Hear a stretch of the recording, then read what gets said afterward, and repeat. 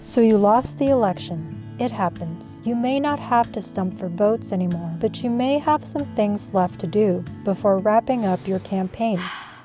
Let's take a look. If you filed a Form 470, the short form, and as long as you didn't raise or spend $2,000 or more during the calendar year, that's it. You're done and have no more filing obligations for your campaign. But if you filed a Form 460 and your committee is still open, then you do have to keep filing a Form 460 and keep paying the $50 annual fee to the Secretary of State until you close your committee.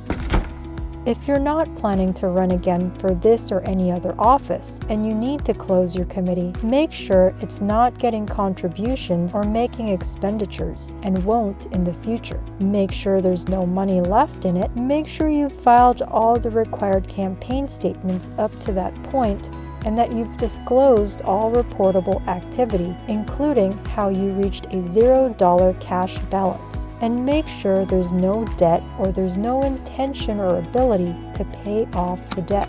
Then file your Forms 410 and 460 marked as termination statements. Generally, within 24 months of being defeated, candidate committees must terminate. If you have questions about your termination requirements, or if your jurisdiction has adopted its own contribution limits, contact the FPPC advice line at advice@fppc.ca.gov.